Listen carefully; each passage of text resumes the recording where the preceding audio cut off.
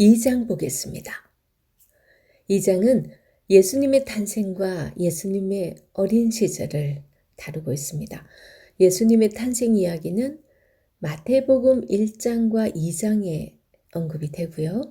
그 다음에 누가복음 2장에 언급되고 있는데 특별히 이 누가복음에서 더 자세히 기록해주고 있습니다. 2장 1절에서 7절은 예수님의 탄생에 관한 기사인데요. 한번 보겠습니다. 그때에 가이사 아구스도가 영을 내려 천하로 다 호적하라 하였으니 이 호적은 구레뇨가 수리아 총독이 되었을 때에 처음 한 것이라. 모든 사람이 호적하러 각각 고향으로 돌아가매 요셉도 다윗의 집 족속이므로 갈릴리 나사렛 동네에서 유대를 향하여 베들레헴이라 하는 다윗의 동네로 그 약혼한 마리아와 함께 호적하러 올라가니 마리아가 이미 잉태하였더라. 거기 있을 그때에 해산할 날이 차서 첫 아들을 나 강보로 싸서 구유에 뉘었으니 이는 여간에 있을 곳이 없음이로라. 여기 2장 1절에서 가이사 아구스도가 나오는데요. 이 가이사 아구스도는 로마의 아우구스투스 황제를 가리킵니다. 본명은 옥타비아누스였다는 기록이 있고요. 원래는 율리우스 카이사의 누이 동생의 딸의 아들이었대요.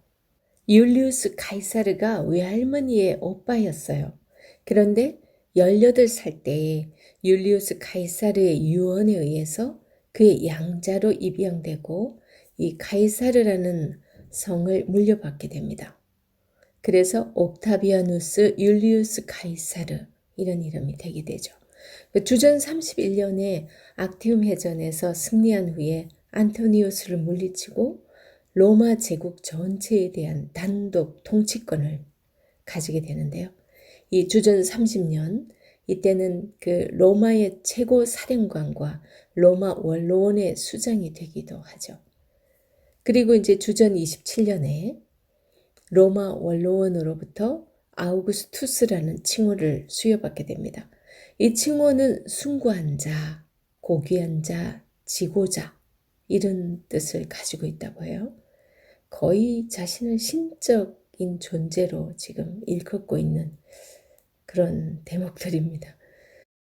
실제로 그는 거의 신적인 존재로 추앙받았다는 기록들이 있습니다. 그런데 그가 집권한 지 얼마 안 되어서 로마 제국의 통치 기반을 다지기 위해서 지금 세금을 걷기 위해서는 인구조사를 해야 되잖아요. 그래서 그걸 위해서 인구조사를 명령하게 됩니다. 그런데 여기 2절에 보면 이 호적은 구레뇨가 수리아 총독 되었을 때 처음 한 것이라고 이렇게 기록되고 있는데요. 이것을 두고 역사적으로 맞지 않다라는 여러 주장들도 사실 있어요. 그런데 그 몇 년의 차이는요. 당시 유대인들은 인구조사를 별로 좋아하지 않았기 때문에 왜 그랬겠어요? 그 다윗이 인구조사로 인해서 하나님께 엄청난 심판을 받게 되잖아요. 그래서 유대인들은 인구조사를 일부러라도 싫어했어요. 그랬기 때문에 아마 뒤로 미뤘다가 하였을 것으로 짐작을 하고요. 특히 이제 예수님은 유다 지파였는데 각 지파별로 이렇게 했는데 그때 유다 지파가 할 때 그때쯤에 태어나셨을 것으로 봅니다. 그게 대략 짐작하기는 주전 4세기에서 5세기경으로 보고 있죠. 이제 4절에서 7절은요. 그 탄생 장소를 말씀하고 있는데 지금 요셉도 다윗의 집 족속이므로 갈릴리 나사렛 동네에서 유대를 향하여 베들레헴이라는 다윗의 동네로 이렇게 표현을 하고 있는데 이 4절에서 5절을 보면 요셉은 갈릴리 나사렛 동네에서 유대의 베들레헴으로 올라갔다고 이렇게 기록하고 있잖아요. 왜냐하면 그가 유다 지파 중 다윗의 가문에 속했기 때문입니다. 이런 걸 다 증명하기 위해서 일부러 이렇게 기록하고 있는 거죠. 이때 요셉은 정혼한 마리아를 함께 데리고 갑니다. 원래 여자는 호적할 때 굳이 같이 갈 필요는 없었대요. 그런데 지금 완전 상기가 임박한 그런 마리아를 혼자 두는 것이 너무 마음에 걸렸다는 거죠. 사실 그렇게 멀리 가는 것도 그게 더 마음에 걸리는데 길 가다가 애기 나면 어떡해요. 하지만 성경을 이루기 위해서 또 그렇게 갑니다. 그래서 그곳에서 마리아가 아기를 낳게 되죠. 미가서 5장 2절에 보면 베들레헴 에브라다야 너는 유다 족속 중에 작을지라도 이스라엘을 다스릴 자가 네게서 네게로 나올 것이라. 그의 근본은 상고의 영혼에 있느니라. 이렇게 예수님께서 베들레헴에서 태어날 것을 예언을 했잖아요. 그러니까 지금 예수님께서는 어떠한 이유에서든지 이렇게 사회적으로는 그런 분위기가 조성됐다라는 거예요. 예수님께서 굳이 그 베들레헴으로 가서 태어나게 되신 그 배경은 그렇다는 거죠. 그 다음에 이 7절에서 구유가 나오죠. 7절에 예수님을 강보에 싸서 이제 구유에 뉘었다 이런 표현 나오는데요. 이 구유는 소나 말 이런 나귀들이 죽을 먹는 그릇이 구유입니다. 여물통 같은 거죠. 더구나 지금 마국간은 춥고 냄새나고 더러운 곳인데 그곳밖에 없었던 모양입니다. 그런데 왜 메시아로 오신 하나님의 아들이 그런 비천한 구유에 누워 있어야 했을까요? 그 이유를 누가는 그 뒤에 바로 연달아서 이는 여관에 있을 곳이 없음이러라 이렇게 짧게 표현을 해주고 있는데요. 여기서 여관은 카탈루마라는 헬라어인데 여관, 객실 이런 뜻입니다. 당시 다윗 가문에 속한 사람이 베들레헴에 많이 몰려드는 거예요. 한꺼번에. 그러다 보니까 머물 방이 없었던 거죠. 하나님의 백성이라는 유대인들이 그것도 이 다윗 왕의 집 족속들이 이렇게 배가 이렇게 산더미만하게 된 이 임산부가 왔으면 설사 먼저 온 사람이 자리를 잡았더라도 그 사람을 먼저 이렇게 배려를 해줄 수도 있었을 텐데 그죠? 우리 인지상정으로 생각했을 때는 그런데도 불구하고 그렇게 하지 못했던 그런 인심이었다는 거죠. 그 당시가. 하나님의 아들이 이 땅에 오셨는데도 누울 곳이 없었다는 그 사실. 그 영화로운 보좌를 버리고 이 땅에 이 많은 죄 많은 인생들을 구원하기 위해서 오셨는데 이렇게 누울 자리도 없이 문전박대 당하는 그런 모습입니다. 이제 8절에서 14절은요. 천군 천사들의 합창입니다. 그 지역의 목자들이 밤에 밖에서 자기 양떼를 지키더니 주의 사자가 곁에 서고 주의 영광이 그들을 두루 비춤에 크게 무서워하는지라. 천사가 이르되 무서워하지 말라. 보라, 내가 온 백성에게 미칠 큰 기쁨의 좋은 소식을 너희에게 전하노라. 오늘 다윗의 동네에 너희를 위하여 구주가 나셨으니 곧 그리스도 주시니라. 너희가 가서 강보에 쌓여 구유에 뉘어 있는 아기를 보리니 이것이 너희에게 표적이니라 하더니 호련히 수많은 천군이 그 천사와 함께 하나님을 찬송하여 이르되 지극히 높은 곳에서는 하나님께 영광이요 땅에서는 하나님이 기뻐하신 사람들 중에 평화로다 하니라.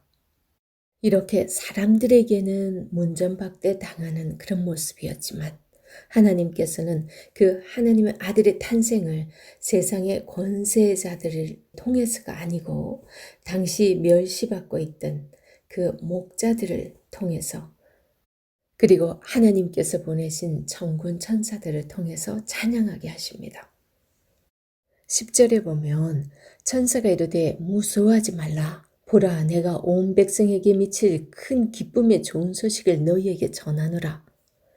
이 천사들이 목자들에게 전한 소식은 우선 온 백성에게 미칠 큰 기쁨의 소식이라는 거죠. 예수님의 탄생은 그 무엇보다도 온 인류의 큰 기쁨입니다. 그 이유가 11절에도 나오죠. 오늘 다윗의 동네에 너희를 위하여 구주가 나셨으니 곧 그리스도 주시니라.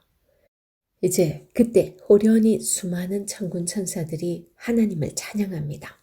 그게 14절. 지극히 높은 곳에서는 하나님께 영광이요 땅에서는 하나님이 기뻐하신 사람들 중에 평화로다. 이렇게 천사들이 하나님을 찬양합니다. 예수님의 탄생이 하나님께 영광인 이유는 하나님이 우주 만물을 창조하시고 그 가운데 인간을 만드셨어요. 그런데 그 인간이 타락해서 다 죽게 되었는데 그 인간의 그 구원을 위해서 이제 하나님께서 그 역사를 시작하셨기 때문입니다. 그래서 모든 구원을 계획하시고 준비하셨다가 이제 때가 되어서 아들을 이 땅에 보내신 거죠. 그리고 땅 위에 있는 사람들, 우리에게는 이제 하나님과 지금까지 원수되어 있었다가 그분이 오심으로 인해서 우리는 하나님과의 평화를 누리게 됐습니다. 이 평화는 이 땅에서 하나님을 믿는 성도가 누리는 최고의 복입니다. 그래서 예수 그리스도를 믿음으로 누리는 그 복이 우리는 평화, 평강이라는 사실을 기억해야 됩니다. 그런데 이 평화는 모든 사람에게 무조건 그냥 다 주어지는 게 아니라 그 기뻐하심을 입은 사람, 하나님의 택한 자들로서 그 예수 그리스도께서 나의 죄를 대신해서 돌아가셨다는 그 사실을 인정하고 받아들이고 나의 구주로 모시는 그런 사람들에게 임하는 거죠. 그리고 15절에서 21절은 목자들의 경배가 나옵니다. 천사들에게서 메시아 탄생 소식을 들은 이 목자들은 베들레헴으로 달려갑니다. 16절 보겠습니다. 빨리 가서 마리아와 요셉과 구유에 누인 아기를 찾아서 그들은 얼마나 마음이 이 기쁜 소식을 빨리 전하고 싶었어요. 그 마음이 느껴지지 않습니까? 그래서 하나님의 구원 사역에 재빨리 반응하고 있는 이들의 이 모습을 이렇게 표현하고 있습니다. 그리고 17절을 보면 천사가 자기들에게 이 아기에 대하여 말한 것을 다 전해줍니다. 16, 17절의 이 표현을 통해서 목자들은 자기에게 주어진 그 사명을 아주 성실히 잘 감당하는 그런 모습입니다. 그리고 19절 보면 마리아는 이 모든 말을 마음에 새겨 생각하니라. 이 천사가 전해준 그 말과 천군 천사들의 그 찬송 내용이 마리아에게 얼마나 가슴에 이렇게 새겨졌는지 언급을 해줍니다. 그 다음 21절에 보면요. 할례할 8일이 되매 그 이름을 예수라 하니 곧 잉태하기 전에 천사가 일컬은 바로라 그럽니다. 세례 요한도 8일 만에 할례를 받았죠. 그리고 그날 할례 받고 이제 장명 요한이라고 할 것이라는 그런 얘기를 하죠. 여기서 예수님도 지금 8일이 되니까 할례를 받습니다. 그리고 장명을 하는데 이것은 하나님의 아들이 율법 아래 나신 것을 의미하고 있습니다. 갈라디아서 4장 4절에 보면 때가 참에 하나님이 그 아들을 보내사 여자에게서 나게 하시고 율법 아래에 나게 하신 것은 이런 표현을 쓰고 있죠. 그리고 예수님은 율법 아래에 있는 자들을 구원하시기 위해서 스스로도 율법 아래에 나셨어요. 그리고 그 율법에 복종하셨습니다. 1장 59절을 보면 사가랴도 마찬가지였어요. 그래서 예수는 구약에서 여호수아라는 말과 같은 말입니다. 여호와는 구원이라는 그런 뜻이죠. 그리고 22절에서 35절까지 시므온의 예언이 소개되는데요. 레위기 12장을 보면 남자아이는 난지 40일이 지나면 예루살렘 성전에 데리고 가서 제사를 드려야 했어요. 그래서 예수님의 부모님도 율법에 따라서 예루살렘에 올라가서 제사를 드리려고 이제 올라갔어요. 그때 보면 24절에서 이렇게 표현합니다. 또 주의 율법에 말씀하신 대로 산비둘기 한 쌍이나 혹은 어린 쥐비둘기 둘로 제사하려 함이더라. 그럽니다. 여기서 비둘기 한 쌍 아니면 어린 쥐비둘기 둘 이런 걸로 제사를 하는 경우는 사실 굉장히 가난한 경우입니다. 일반적으로는 그냥 어린 양을 번제로 드리는 게 보통인데 그것도 처음 태어나서 첫 제사잖아요. 그런데 이렇게 비둘기 한 쌍이나 어린 집비둘기 둘로 제사하려고 했다라는 것이 얼마나 예수님의 가정이 당시 가난했는지 그걸 말씀해 주고 있습니다. 그런데 그렇게 이제 제사하러 올라갔는데 누굴 만나냐면 시므온이라는 사람을 만나요. 이 시므온이라고 하는 사람은 경건한 사람이다라고 성경에서 소개를 해주고 있습니다. 25절 예루살렘에 시므온이라는 사람이 있으니 이 사람은 의롭고 경건하여 이스라엘의 위로를 기다리는 자라. 성령이 그 위에 계시더라. 이렇게 소개를 합니다. 의롭고 경건하여 이스라엘의 위로를 기다리는 사람이라고 소개하죠. 여기서 이스라엘의 위로는요, 메시아입니다.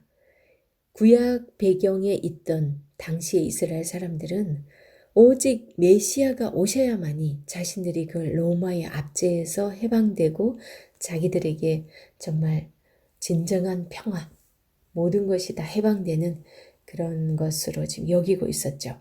그래서 메시아의 오심을 학수고대하고 있었습니다.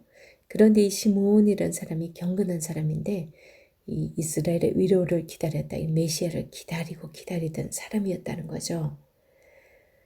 그런데 26절을 보면 그가 주의 그리스도를 보기 전에는 죽지 아니하리라 하는 성령의 지시를 받았더니 그 사모함이 얼마나 큰지 그 경건한 사람에게 성령께서 그러면 너는 그리스도를 보기 전에는 그 메시아를 보기 전에는 죽지 않을 거야 라고 그런 약속을 받았다는 거예요.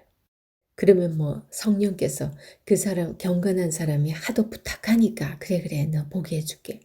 이것만을 위해서 그런 약속을 하셨을까요? 지금 이 상황에서는 이 경건한 사람을 통해서 성령께서 예수님이 메시아라는 사실을 이 사람을 통해서 또 증거를 해주고 싶었던 거예요. 그래서 28절, 29절을 보면 이 시므온이 이렇게 고백을 합니다. 시므온이 아기를 안고 하나님을 찬송하여 이르되 주제여 이제는 말씀하신 대로 종을 평안히 놓아주시는도다. 내 눈이 주의 구원을 보았사오니 이는 만민 앞에 예배하신 것이요 이방을 비추는 빛이요 주의 백성 이스라엘의 영광이니이다 하니 하나님께서는 이렇게 하나님의 역사를 사람들 가운데 드러내시기 위해서 어떤 또 한 사람을 이렇게 예비해서 사용하고 있는 걸 또 보여주고요. 그러면서 이 시므온의 찬송을 통해서 시므온이 얼마나 메시아 오기를 학수고대하고 기다렸는지 그걸 또 알게 합니다. 이 30절에서 보면 내 눈이 주의 구원을 보았사오니 이런 표현을 쓰고 있죠. 이거는 예수님은 지금 비록 아기의 모습이지만 만민을 위한 하나님의 구원이라는 사실을 이 시므온은 딱 보고 알았던 거예요. 성령께서 알게 하셨겠죠. 그래서 이 32절에서 33절에 이런 고백을 합니다. 이방을 비추는 빛이요 주의 백성 이스라엘의 영광이니이다 하니 그의 부모가 그에 대한 말들을 놀랍게 여기더라. 이 말씀을 통해서 알 수 있듯이 예수님은 하나님께서 오래전부터 예비하신 좋은 소식이고 선지자들을 통해서 약속해 오셨던 그런 분입니다. 구약성경 전체가 예수님을 증거하고 있고 그리고 이방의 빛으로서 하나님을 알지 못하고 흑암 가운데 있던 그 사람들을 비추기 위해서 밝은 빛으로 인도하기 위해서 오신 분입니다. 그리고 이제 시몬은 아이의 장래에 대해서 예언을 합니다. 34절에서 35절 시몬이 그들에게 축복하고 그의 어머니 마리아에게 말하여 이르되 보라 이는 이스라엘 중 많은 사람을 패하거나 흥하게 하며 비방을 받는 표적이 되기 위하여 세움을 받았고 또 칼이 네 마음을 찌르듯 하리니 이는 여러 사람의 마음의 생각을 드러내려 함이니라 하더라. 이 말씀은 조금 무섭기까지 하죠. 예수님의 오심이 모든 사람에게 무조건 다 복이 되는 게 아니라 그를 믿고 영접하는 자에게는 구원이 되겠지만 그렇지 않은 사람에게는 심판이 된다라는 그 메시지를 이렇게 해주고 있습니다. 그리고 36절에서 39절 여기서는 여선지자 안나의 예언이 나오는데요. 누가복음 개요에서 제가 누가복음의 특징 중 하나가 여인들의 믿음을 강조하고 있고 여인들의 지위를 이렇게 남성과 같이 평등하게 올려놓고 있다는 그런 표현을 썼습니다. 특별히 여선지자 안나의 예언에 대해서 하나님께서 또 인정해주고 있는 부분입니다. 36절 또 아셀 지파 바누엘의 딸 안나라 하는 선지자가 있어 나이가 매우 많았더라. 그가 결혼한 후 7해 동안 남편과 함께 살다가 과부가 되고 84세가 되었더라. 이 사람이 성전을 떠나지 아니하고 주야로 금식하며 기도함으로 섬기더니 과부가 되고 84세가 되었더라. 이 표현에 대해서 학자들의 의견이 분분합니다. 원어는 두 가지 해석을 제시를 하는데요. 첫 번째는 이 과부가 된 지 84년이 지났다. 이렇게 해석해줘. 그렇게 되면 거의 100세 이상이 될 수 있죠. 그 다음에 두 번째는 84세에 이르기까지 과부로 있었다. 이렇게 해석하는 부분입니다. 그래 되면 지금 안나의 나이가 84세였다라는 것이 되겠죠. 어쨌든 어느 쪽으로 해석하든 지금 이 여선지자는 굉장히 나이가 많은 쪽입니다. 이 여선지자는 성전을 떠나지 아니하고 주야에 금식하면서 기도로 하나님을 섬겼다라는 표현을 쓰고 있습니다. 그러다가 38절 예수님의 부모가 결례를 행하기 위해서 성전에 왔을 때 마침 그 성전에서 그들을 만나 하나님께 감사합니다. 그리고 아기 예수에 대해서 말합니다. 여선지자 안나가 예수님에 대해서 하는 그런 얘기를 다 듣고 부모님은 율법을 쫓아 모든 일을 다 마치고 나서 갈릴리로 돌아가 본동네 나사렛에 이르게 됩니다. 이제 그리고 40절 그리고 52절에서 아기 예수님의 성장 과정을 잠깐 언급을 하고 있습니다. 40절 아기가 자라며 강하여지고 지혜가 충만하며 하나님의 은혜가 그의 위에 있더라. 그리고 52절은 예수는 지혜와 키가 자라가며 하나님과 사람에게 더욱 사랑스러워 가시더라. 이런 표현을 쓰고 있죠.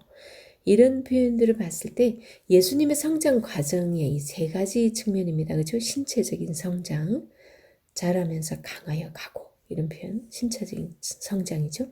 그 다음에 지혜가 충만해요. 이건 지적인 성장이라고 볼 수 있어요. 그 다음에 하나님의 은혜가 그 위에 있더라. 이건 영적 성장입니다. 이 하나님의 말씀 안에 있을 때 이런 일들이 가능하겠죠. 물론 가장 중요한 부분은 신체적인 말씀 안에 있지 않아도 그렇게 가능할 수 있어요. 그리고 또 지적 성장 역시 공부를 많이 하거나 책을 많이 읽었을 때 또 있을 수도 있습니다. 하지만 영적 성장만큼은 하나님 말씀 안에 있을 때만 가능한 일입니다. 그리고 이 52절은 예수님은 지혜에 있어서 키에 있어서 은혜에 있어서 자라갔다 라는 표현을 쓰고 있는데 이거는 예수님은 하나님 앞에서의 그 성장과 사람 앞에서의 성장 이 둘을 균형을 잘 갖추어서 성장하였다라는 표현을 이렇게 하고 있다고 봅니다.